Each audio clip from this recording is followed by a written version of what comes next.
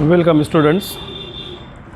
In the last lecture we have studied about the new chapter that is called as animal tissue. Animal tissue के अंदर introductory part के अंदर हमने देखा था कि यहाँ पर जितने भी एनिमल्स हैं उनके अंदर 4 different types of tissues are present. पहली टाइप है epithelial tissue, connective tissue, muscular tissue और नर्वस टिश्यू। बॉडी के अंदर अलग अलग पार्ट पर ये डिफरेंट टाइप्स ऑफ टिश्यूज़ यहाँ पर प्रेजेंट होते हैं और हर टिश्यू जो उसके फंक्शंस अलग है, उसका स्ट्रक्चर यहाँ पर अलग होता है। तो सबसे पहला जो टाइप का टिश्यू एपिथेलियल टिश्यू, हमारा यहाँ पर वो टॉपिक जो हमारा कंटिन्यू है। यहाँ पर जैसा कि आपको बताया गया है, epithelial tissue these are present outermost part और innermost part of the body और एनी टाइप ऑफ ऑर्गन या बॉडी के सबसे बाहर या सबसे अंदर की लेयर यहाँ पर जो होती है that is made by epithelial tissue, या उसी को जो है एपिथेलियम भी कहा जाता है। इसका काम जो होता है प्रोटेक्शन है, बॉडी का या ऑर्गन का प्रोटेक्शन करना। और यहाँ पर बॉडी के अंदर कुछ पार्ट ऐसे हैं जहाँ पर they can secret any type of material and they can absorb any type of material, यानी प्रोटेक्शन, सीक्रेशन और एब्सॉर्प्शन। इस तरीके से इसका जो है यहाँ पर रोल होता है, इस तरीके से इसका जो है फंक्शन होता है। तो ये हमने यहाँ पर लास्ट पीरियड के अंदर देखा है। फिर उसके अंदर देखा गया what are the types of epithelial tissue.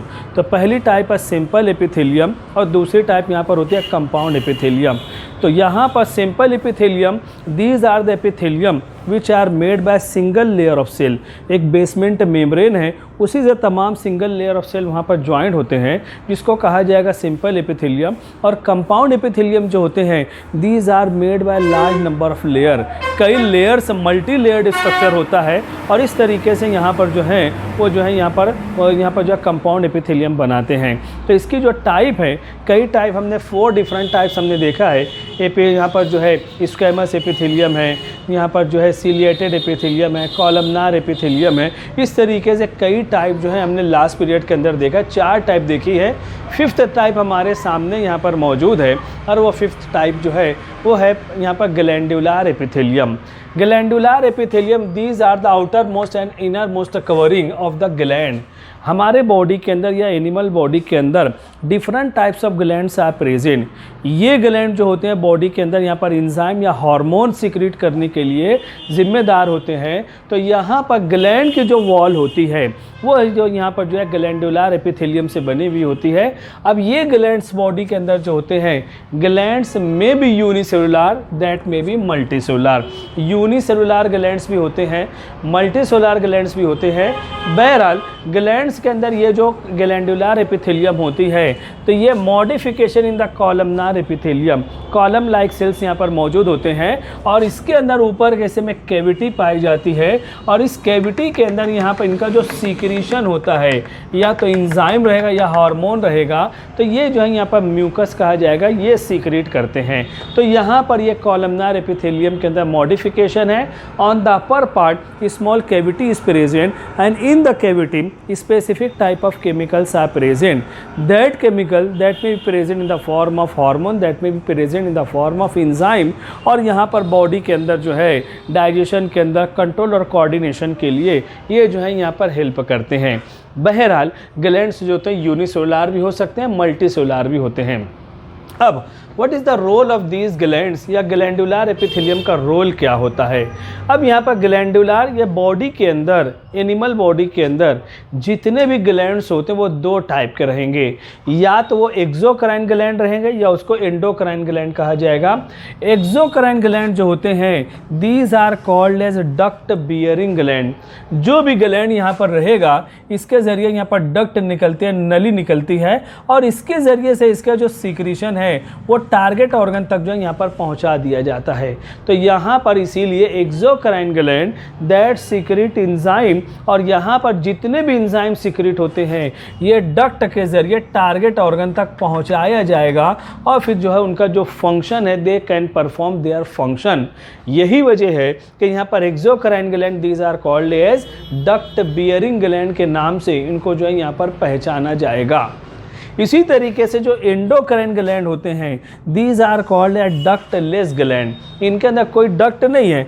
Gland का जो भी सिक्रीशन रहेगा, that secretion that directly mix in the blood, वो ब्लड के अंदर डायरेक्ट मिक्स होगा, और ब्लड जब बॉडी के अंदर सर्कुलेट होगा तो that directly reach to the target organ. पूरे बॉडी के अंदर वो सर्कुलेट होते रहेंगे, और जहाँ पर टारगेट ऑर्गन रहेगा वहाँ पर उसको जो एब्सॉर्ब कर लिया जाएगा।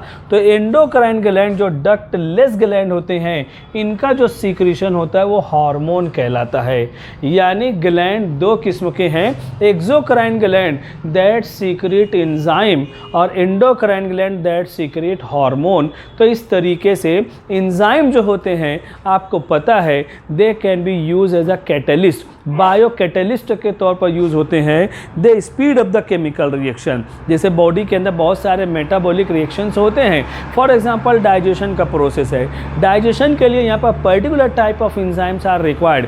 यहाँ पर सेलेवरी ग्लैंड मौजूद होते हैं, जो यहाँ पर सेलेवा है वो यहाँ पर एंजाइम अमाइलेज एंजाइम है। स्टमक के अंदर गैस्ट्रिक जूसेस यहाँ पर हैं, इंटेस्टाइन के अंदर इंटेस्टिनल जूसेस हैं, लीवर के ज़रिए बाइल सॉल्ट है, पैंक्रियाज के ज़रिए पैंक्रियाटिक जूसेस हैं।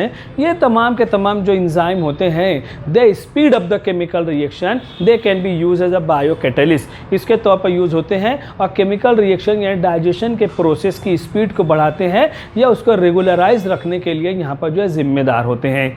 इसी तरीके से जो एंडोक्राइन ग्लैंड है, जिसका सिक्रेशन हार्मोन कहलाता है, that directly mix in the blood, और जो टारगेट ऑर्गन है वहाँ पर डायरेक्ट पहुँचकर they show their effect. So what is the role of hormone?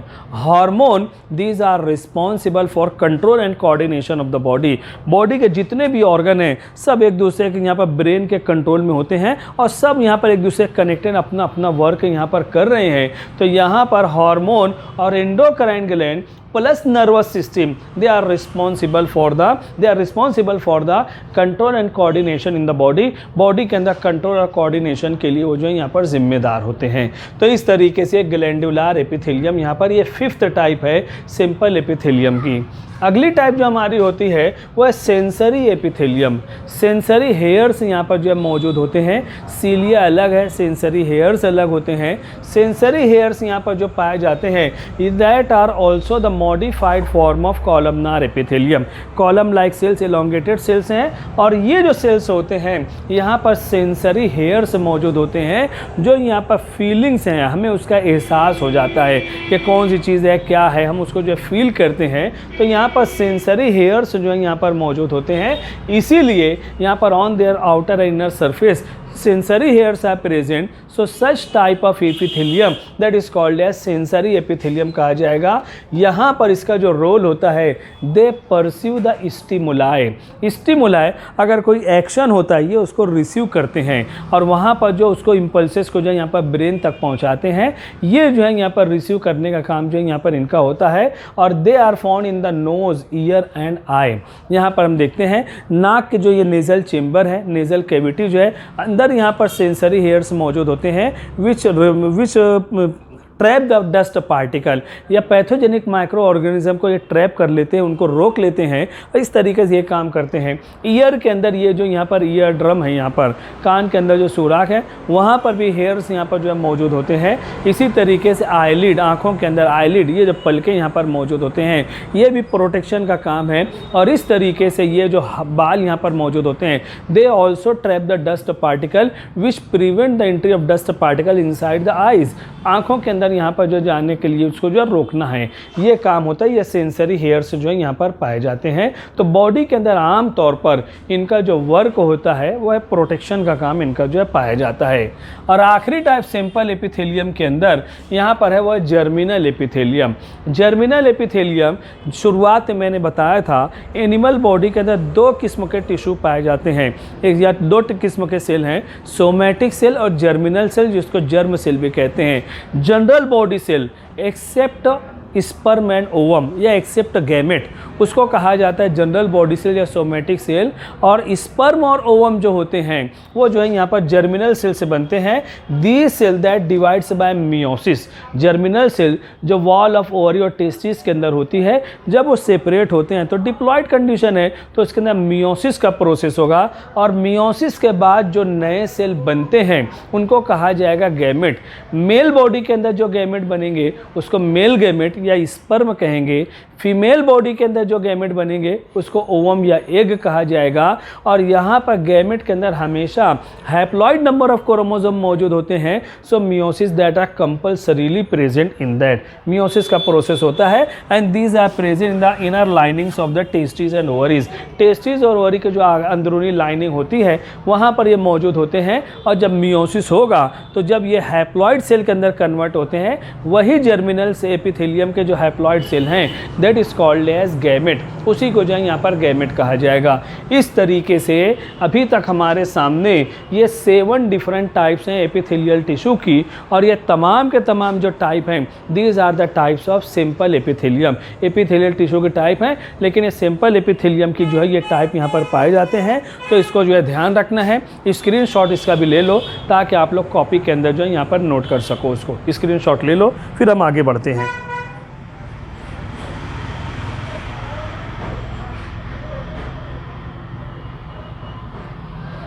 ठीक है, इसके बाद यहाँ पर हमें देखना है जो दूसरी टाइप एपिथेलियल टिश्यू की यहाँ पर मौजूद होती है that is called as compound epithelium. Compound epithelium जो यहाँ पर मौजूद होती है एपिथेलियल टिश्यू की टाइप है। कंपाउंड एपिथेलियम और सिंपल एपिथेलियम के दरमियान जो फ़र्क है, these are multi cellular, these are multi layered. ये जो यहाँ पर मौजूद होते हैं दीज आर मल्टी लेयर्ड। अगर इसका डायग्राम बनाना चाहें, ये बेसमेंट मेम्ब्रेन है, ये तमाम के तमाम यहाँ पर सेल जो पाए जाते हैं one about the other, many layers of cells are present here. तो इस तरीके से these are called as multi layered in their nature. ये कंडीशन, ये सिचुएशन जो यहाँ पर पाई जाती है। इसका जो रोल होता है, जब मेनी लेयर्स यहाँ पर बने हुए होते हैं तो इसका जो रोल होता है that is responsible for providing protection. ये जो है प्रोटेक्शन प्रोवाइड करने के लिए जिम्मेदार है, बॉडी की हिफाजत करना, प्रोटेक्शन करने के लिए यहाँ पर जिम्मेदार होते हैं। और for example they are present in the skin. Skin के अंदर जो है यहाँ पर हमारी स्किन के बहुत सारी जगह ऐसी हैं जहाँ पर स्किन जो है मोटी होती है, मल्टी लेयर्ड होती हैं। जैसे यहाँ पर पैर का जो हील होता है, पैर की जो एड़ी है, पूरे बॉडी का वेट वहाँ पर मौजूद होता है, तो वो जो स्किन होती है मल्टी लेयर्ड होती है। That is the best example of compound epithelium. इसी तरीके से ऑसोफेगस जो यहाँ पर फूड केनॉल जिसको कहा जाएगा, ऑसोफेगस के अंदर यहाँ पर जब फूड मटेरियल आगे बढ़ते हैं तो उसके अंदर यहाँ पर मल्टी लेयर्ड ये भी मौजूद होते हैं जो कि कंपाउंड एपिथेलियम से यहाँ पर बने हुए होते हैं। और इसके अंदर पेरिस्टाल्टिक मोमेंट भी मौजूद होता है। ऑटोमेटिकली इनके अंदर जो है कॉन्ट्रैक्शन रिलैक्सेशन का प्रोसेस होता है। तो यहाँ पर बॉडी के अंदर यहाँ पर जो स्किन वगैरह हमारी मौजूद है, ज़्यादातर हिस्से में तो थिन लेयर वहाँ पर पाई जाती है, लेकिन बॉडी के अंदर कुछ पार्ट ऐसे हैं जहाँ पर मल्टी लेयर्ड यहाँ पर जो है एपिथेलियम मौजूद होती है। And multi layered epithelium that is called as compound epithelium. And best example यहाँ पर जो स्किन है और हील का जो रीजन है, हमारे पैर की जो एड़ी का पार्ट है, पूरे बॉडी का वेट वो बर्दाश्त करते हैं और इसीलिए वो मल्टी लेयर्ड होते हैं और इनका जो काम रहेगा वो प्रोटेक्शन है। इसी तरीके से they are also present in oesophagus. Oesophagus के अंदर भी यहाँ पर जो है पाए जाते हैं। इसका भी स्क्रीनशॉट ले लो, फिर हम मिलते हैं अगले पीरियड के लिए। Thank you very much.